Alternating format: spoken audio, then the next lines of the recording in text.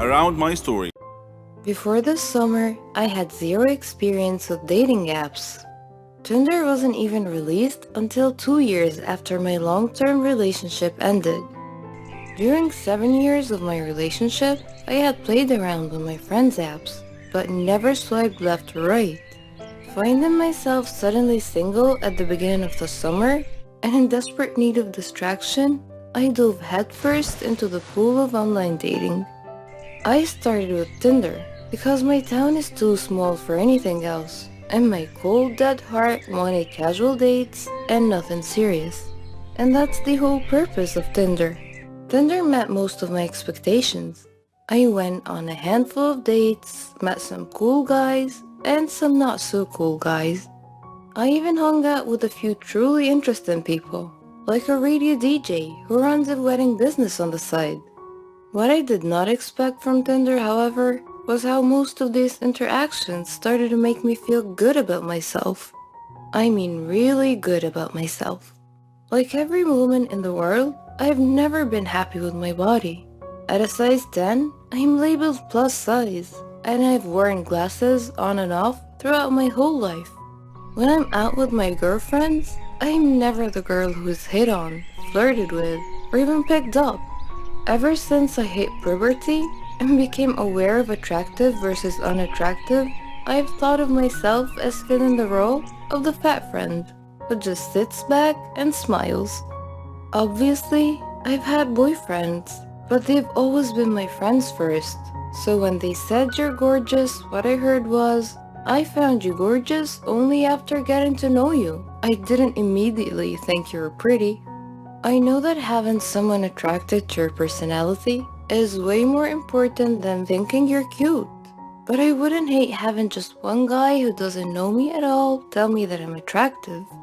Friends, family, and boyfriends, I don't believe. But a total stranger, that person I might actually listen to. This brings us back to Tinder. One of my first nights using the app, a friend and I sat on my back deck and decided who to swipe left and right on. With each it's a match, we laughed and looked into the guy's profile a bit more. After the third match, I said, "These guys are just judging me on my appearance, right?" And my friend nodded. So they're only swiping because they think I'm cute? Or are they just swiping on every girl? We concluded that obviously some of the guys were swiping right on every girl, but the chances of every single guy doing that were slim. We swiped some more. When I started matching with guys who were classically good looking, well, I won't lie, that felt really good. A hot guy actually thinks that I'm attractive? What? No. How could that be? Then the messages started. Some guys went right in with, "You're really pretty." Others went in for a conversation first before giving out compliments here and there. I know that this is how people operate on Tinder, but keep in mind that I'm not used to anything. It wasn't until I started meeting with these guys that I wondered, can Tinder actually boost my self-esteem? 2 guys asked how someone as pretty as me was still single. I went on a date with one guy who told me in Spanish that I was beautiful. Another guy who I'd met up with a few times asked me, "Are you looking for something serious?" I laughed like a loon in response. It wasn't the question that surprised me. It was the fact that I was coming from an incredibly attractive, incredibly fit guy. Because yes, I'm being shallow and only swiping right on guys who I find physically attractive. When I was done laughing, I said something awkward like, "Oh, maybe? I mean, I'm not against it." My mind, however, was saying, "Are you serious? Have you seen yourself? Have you seen me?" I was in fact not attractive, but I simply knew how to dress well. I retreated into my unhealthy shell. Soon after that guy, I hung out with a sweet, nerdy medical student who was in town on a vacation. We got along well. The next day as we met up again, he seemed shocked that I was on a second date. He kept repeating, "You're just so beautiful. I never get to do things like this." I don't know how to respond to compliments. And the medical boy shook his head. He said, "Don't do that. Don't body shame yourself. You're so attractive. Have you seen yourself? You're gorgeous. Something about that guy made my typical self-hate thoughts start to lose hold. Again, I know that this is the type of stuff people say on Tinder, but let's be honest, why put in the extra effort? Unless it's true. Somewhere between the casual Tinder chats, the handful of dates, my mind circled a new thought. Am I attractive? I stared at myself in my full-length mirror. I tried to see what these guys saw. Guys who did not know me at all. Guys who are not being swayed by my personality. And guys who have no reason to compliment me because I'm not looking for another relationship anytime soon. Suddenly I started to see it. Where I used to see unsightly lumps and a stomach I sucked in before turning off the lights, now I see a healthy, curvy, and dare I say it, slender body. Friends, family, and boyfriends have always told me that I'm attractive, but it wasn't until these strangers started repeating it over and over that I actually started to hear it. So which is boosting my self-esteem? Tinder or just plain dating? Or are they working in with one another because without Tinder, I probably wouldn't be dating at all? Romantically, I tend not to put myself out there. I typically wouldn't approach a guy and try flirting with him, for fear of rejection of course. With Tinder, however, just matching with someone seems to lessen the fear of rejection. Whether you matched with them because they're genuinely interested, or you matched because they're saying yes to everyone, seeing that it's a match message eases a tiny bit of the tension that goes into dating. Whether it's thanks to Tinder or not, in the past few months I've discovered newfound confidence. When someone compliments me, I say thank you instead of responding with a self-hatred joke. When I meet a date for the first time, I work at being my usual chatty, sarcastic self rather than being shy and quiet. I have flirted with guys and even gave a random musician my number.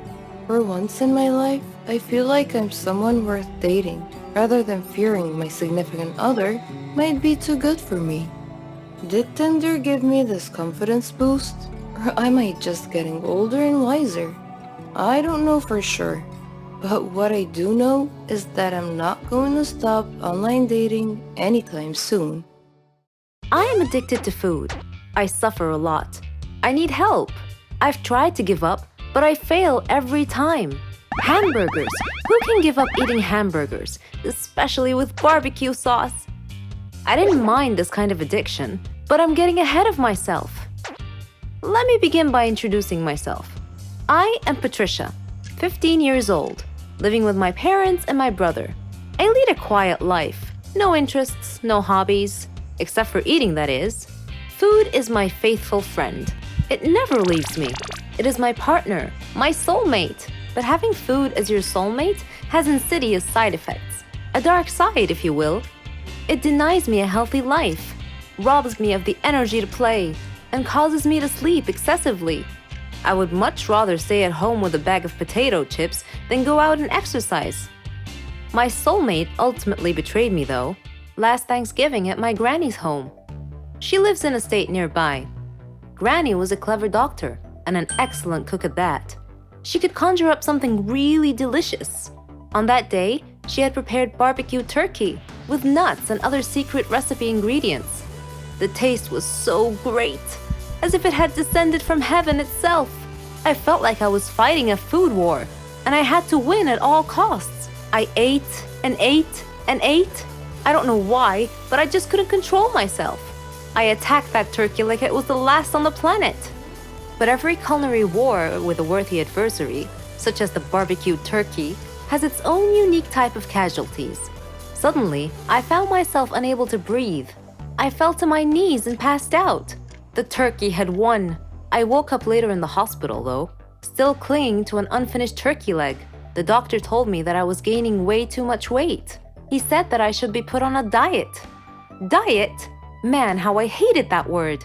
It hung over my head like the sword of Damocles. It meant depriving me of my passion, my reason for living. I considered eating vegetables in small amounts to be the worst form of cruel and unusual punishment, the worst form of torture imaginable. Imagine thinking of a wonderful, greasy, cheese-laden pizza with all the toppings and then suddenly opening your eyes to find a healthy green salad bowl. But I had reached a turning point in life. One day, my brother was playing on the street, while I was sitting at home gazing longingly at a tempting piece of cheesecake, just sitting there, taunting, daring me to eat it. I struggled mightily to resist the urge, but in the end I succumbed and wolfed it down like a starving animal. Shortly afterwards, I began feeling dizzy, but I was unable to call for help this time, and then I passed out again. I was taken to the hospital. While lying in the hospital bed, half conscious, I overheard the doctor say to someone, "She needs to stop eating or it will be the death of her." I thought to myself, whoa, death? So I made up my mind right then, right there. I resolved to fight a new war, a war against my appetite. On our way back home, I told my father that I wanted to see a nutritionist. He was delighted to hear that. Later, at the clinic, the doctor welcomed us in. She told me how to overcome my eating fetish. She gave me a strict diet regimen with a schedule full of healthy meals. I kept telling myself that winning this war was possible. I simply had to be patient and persevere. I stuck to the strict diet and did some physical workouts. My parents supported me wholeheartedly. I was enthusiastic. I can totally do this.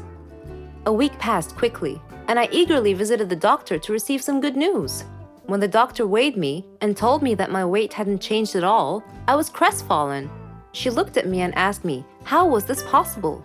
I told her I didn't know, because I was following her diet thoroughly, though it did require a tremendous effort on my part. Another week passed, and again I went to the doctor. The results were the same. She said to me, "Patricia, are you sure you're following the diet I prescribed for you?" I said yes.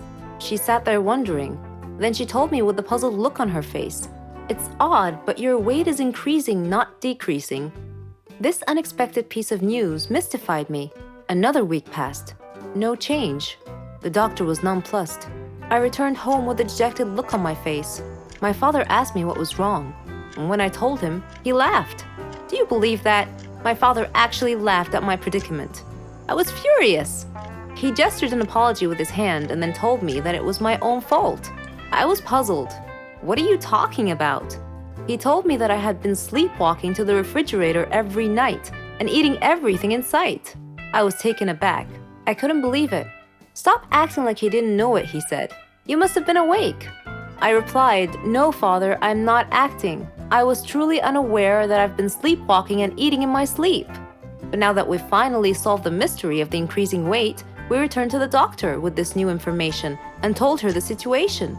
She laughed and told me that my discipline had denied my body the food it craved, but my brain had refused to cooperate and had overridden my will by urging me to eat in a subconscious state. She told me not to worry, though, that she could treat that. Armed with this knowledge and her support, and the support of my family, I felt that I could finally win this war.